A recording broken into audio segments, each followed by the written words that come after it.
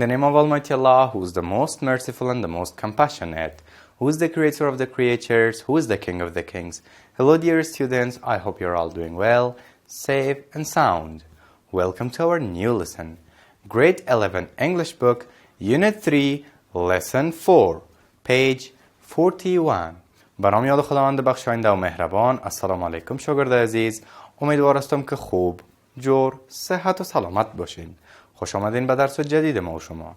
کتاب انگلیسی صنف 11 فصل 3 درس 4 صفحه 41 کتابتان. So, dear students, before we start our new lesson, let's review what we have studied in the previous lesson. شاگردای نهایت عزیز، قبل از اینکه بریم و درس جدید خود آغاز کنیم، خوب است یک مرور کوتاهی داشته باشیم به درس گذشته خود. Dear students, in the previous lesson we have studied one section and that section was word study. شاگردای نهایت عزیز، ما و شما در درس گذشته یک بخش را آموختیم و بخش مطالعه کلمه بود که واقعا بخش جالب و دلچسب بود که ما و شما خواندیم و یاد گرفتیم. خب بیاین که کوتاه موارد درس امروزی خودم مرور کنیم، ببینیم کدام موارد است که ما و شما قرار است در درس امروز بخوانیم و یاد بگیریم. Dear students, in today's lesson we are going to study one section. برای حمایت از ما چینل بیگم اکادمی را سابسکرایب کنید و سپس زنگوله را فشار دهید تا به تمام ویدیوهای درسی ما دسترسی داشته باشید و از آنها مستفید شوید. And that section is grammar. شاگردای نهایت عزیز، ما و شما در درس امروز قرار است یک بخش را بیاموزیم و او بخش grammar یا دستور زبان است که ما و شما میخوانیم یاد میگیریم. واقعا یک درس جالب و دلچسب داریم. Active voice and passive voice. پس تا آخر درس فکرن، جسمن، ذهنن چی باشین؟ داخل صنف باشین. بیاین که خیلی درس خود شروع کنیم. اما قبل از شروع درس کارخانگی سپرده بودم، حتما دیگه انجام دادین. وقت آخر میبینم قلم، پنسل، کتابچه، همه چیز آماده. بیاین بخیر دیگه که درس خود شروع کنیم. خب بخش ما و شما چی است؟ grammar یا دستور زبان. active voice and passive voice. دقت کنین شاگردای عزیز، active voice و passive voice چی است؟ خب گفته شده که look at these sentences and read. به این جملات ببینین و بخوانین. جمله اول دقت کنین. Somebody built this house in 2008. This house was built by somebody in 2008. در این دو جمله شاگردای نهایت عزیز حتما چی کردین؟ تفاوت را احساس کردین. جمله اول چی گفته؟ جمله اول گفته که یک کس این خانه را در سال 2008 چی کرد؟ ساخت. خوب دقت کنین.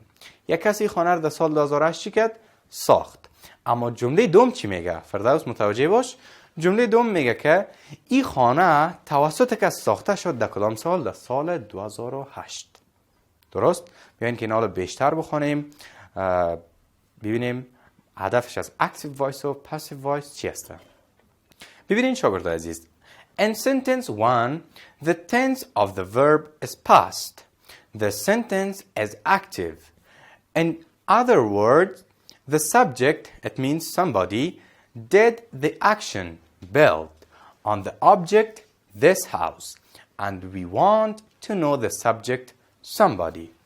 We can show the action in an active sentence like this. خوب دقت کنین بچه چی گفته؟ در جمله اول خوب دقت کنین که چی میگم. فکرتان جمع باشه که واقعا درس مهم است بچه. یک درس هست، درس کاربردی و مهم که یکی از مهمترین درس های گرامر یا دستور زبان است که حتما باید یاد بگیرین. شاید قبلا شما اصلا معلومات نداشته باشین که active voice، passive voice چی است. اما امی فعلا چی است؟ اساس است، پایه تان است. خوب دقت کنین. گفته شده ببینین در جمله اول گفته شده که چی؟ یک نفر این خانه را در سال 2008 ساخت. درست؟ یک نفر در سال 2008 چی کرد؟ این خانه را ساخت. در اینجا چی است بچه؟ امی سنتنس ما یا جمله ما اکتیو است یا فعال است. خب دقت کنین در جمله دوم چی است؟ هاوس، خانه. چی است؟ آبجکت ما شما است. درست؟ آبجکت در جمله دوم آمده سر جمله آبجکت. درست؟ با چی خاطر آمده؟ ما شما زمان اکتیو وایس و پاسیو وایس را استفاده میکنیم زمانی که آبجکت ما شما چی باشه یا گیرنده عمل، گیرنده فعل چی باشه؟ مهمتر باشه نسبت به کی؟ نسبت به انجام دهندش. یک مثال براتون بگویم. شما یک خانه رو میبینید که نو آباد شده. به شما این مهم است که خانه نو آباد شده یا مهم است که کی دیجا کار کرده، کی جا را ساخته؟ خب طبعا که میگی که خانه مهم است که خانه را کی ساخته. این مهم نیست که کدام کارگر بود، از کجا بود، چی وقت آورد، او را چند معاش داد. این مهم نیست. چی مهم است؟ اینی که خانه جور شده. بخاطر که ما شما امفاسایز میکنیم، تاکید میکنیم، چی میکنیم؟ آبجکت میاریم سر جمله. آبجکت که مهمتر باشه. درست؟ مثال کار کنیم، بیشتر و بیشتر میفهمین. خب این دیاگرام رو متوجه باشین. ببینین our neighbors built this house. همسایه ما این خانه رو چی کردن؟ آباد کردن. چی میگیم؟ This house was built by our neighbors. این خانه توسط کی ساخته شد؟ توسط همسایه ما ساخته شد. مهم چی است؟ مهم this house. این خانه است که ساخته شده. چی توسط ما، چی توسط شما، چی توسط کارگر، مهم است که ساخته شده. درست؟ خب پیش میریم در جمله دوم.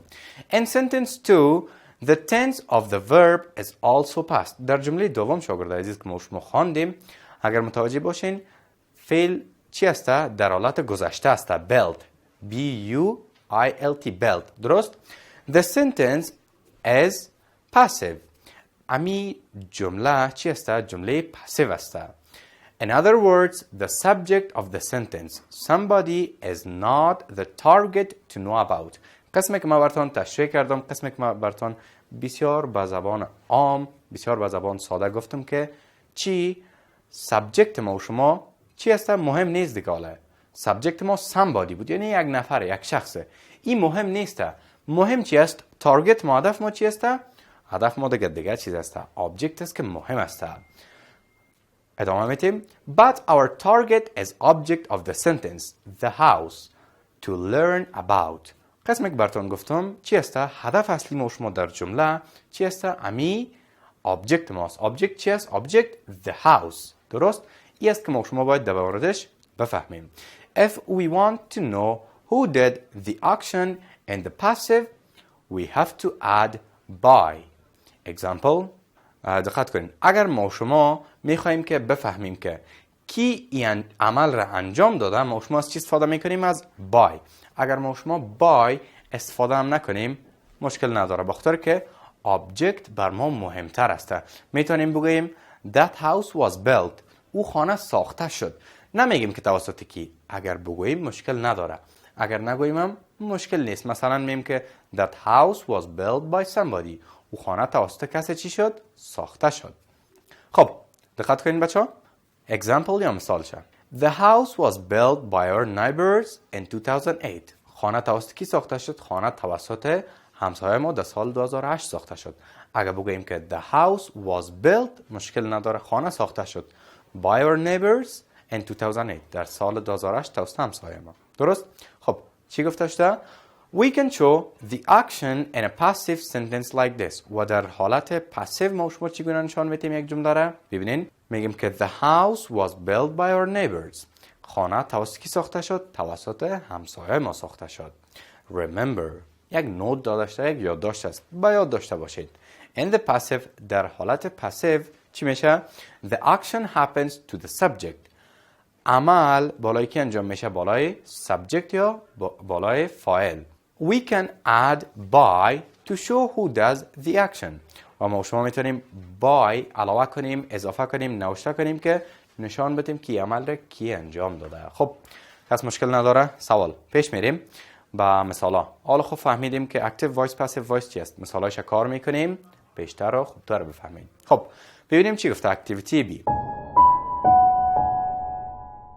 Now change these sentences from active to passive. بر ما شما گفته شده که این جملات را از active به passive voice چی کنین؟ تبدیل کنین.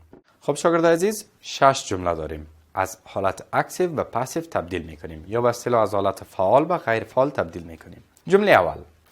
The Muslims spread Islam. مسلمانان چی کردن؟ دین مبین اسلام را گسترش دادن. تبدیل میکنیم میگیم که اسلام چی شد؟ توسط مسلمانان گسترش داده شد. میگیم Islam is spread by Muslims. متوجه باشین شاگرد عزیز، زمان که ما شما میخواییم به passive voice تبدیل کنیم حالت چی داریم؟ to be verb داریم plus past participle. نظر به tense، نظر به زمان ما شما از to be verb استفاده میکنیم و چی را؟ شکل سوم فعله. spread بازم شکل سومش میشه spread، یعنی که گسترش دادن. درست؟ این شکل سومش است. در دیگه مثالا خوبتر میفهمین. Islam is spread by Muslims. اسلام توسط مسلمانان چی شد؟ گسترش داده شد. خب مثال بعدی دقت کنین. Some boys were helping the wounded man. بیاین که تبدیل کنیم. The wounded man was being helped by some boys. مرد مجروح، مرد زخمی توسط چند دانه بچه چی شد؟ کمک شد. ببینین بچه ها تنس شما متوجه باشین چی است؟ past continuous tense است. درست؟ زمان گذشته جاری است. ما شما چی میکنیم؟ از was استفاده میکنیم به خاطر که the wounded man یک نفر است. درست؟ the wounded man was. خب ing داشتیم، بجای ing که داشتیم چی استفاده میکنیم؟ being. the wounded man was being helped. باز هم چی است؟ third form of the verb، شکل سوم فعل است. by some boys. او مرد مجروح زخمی توسط بعضی از بچه ها کمک شد. مثال بعدی را دقت کنین. He broke the glass. He broke the glass. چی را میده کرد؟ گلاس را میده کرد، شکستاند. این حال میگیم که گلاس توسط از بچه میده شد، توسط از بچه شکست. میگیم the glass was broken by him. گلاس توسط از بچه میده شد یا شکست. مثال بعدیش the driver stopped the train. راننده چی را؟ قطار ریل را توقف داد. میگیم که قطار ریل توسط راننده چی شد؟ توقف داده شد. میگیم the train was stopped by the driver. The train was stopped by the driver. قطار ریل توسط کی؟ توسط راننده متوقف شد یا استاد شد. خب چند دانش ما براتون تکمیل کردم، چند دانش تبدیل کردم؟ 4 دانشه. چند دانه میمونه؟ 2 دانه دیگه شما انجام بدین تا چی شود؟ تمرینتان شود. خب بریم به بخش بعدی، اکتیویتی C. ببینیم چی گفته شده. Now change the sentences from passive to active. قبلا ما شما از active به passive تبدیل میکردیم جملات را. فعلا از passive به چی تبدیل میکنیم؟ به active تبدیل میکنیم. دقت کنین. جمله اول Spain was ruled by the Muslims. اسپانیا توسط مسلمانان چی میشد؟ حکومت میشد. تبدیل میکنیم. Muslims ruled in the Spain. مسلمانان در کجا؟ در اسپانیا چی کردن؟ حکمرانی کردن. مثال دوم The building was damaged by the fire. ساختمان چی شد؟ آسیب دیده. در اثر چی؟ توسط کی؟ توسط آتش سوزی. در اثر آتش و آتش سوزی. تبدیل میکنیم. The fire damaged the building. آتش سوزی چی کرد؟ آتش و آتش سوزی به ساختمان صدمه رساند. آسیب دید و ساختمان خسارمند شدند. خب بچه 2 دانش انجام دادم. 4 دانه دیگهش میمونه مربوط شما. چطور؟ یا مشکل است؟ کس اگه سوال داره میتونین که پرسان کنین. اگه نیست که 4 دانش باشه بر شما در بخش کارخانگی بگویم. سوال است؟ فردوس سوال داری خنده بچه؟ استاد همین جمله سیام را تکمیل کنید. نشد دیگه. سیوم شما تکمیل کنم. 1000 دفعه. خب سیوم شما تکمیل میکنم. 3 دانه دیگهش خیلی دیگه کارخانگی تان باشه. خب تبدیل میکنم. دقت کن. احمد is helped by Ali. احمد کمک شد توسط کی؟ توسط علی. علی احمد را چی کرد؟ کمک کرد. امیدوار هستم که مشکلت رفع گرده باشه خنده بچه ها. خب 3 دانه دیگهش میمونه دیگه کارخانگی تان است. خب سوال نیست دیگه. بریم به طرف جمع بندی درس خود. عالی است. شاگردان نهایت عزیز، ما شما در درس امروز یک بخش را آموختیم و بخش دستور زبان بود که واقعا درس جالب، واقعا درس دلچسب ما شما خواندیم یاد گرفتیم. یک درس کاربردی که ما شما میتونیم زمانی که صحبت کنیم، نوشته کنیم، از اکتیو وایس و پاسیو وایس استفاده کنیم. بریم به طرف کارهای خانگی. نوشته کنین homework کارخانگی.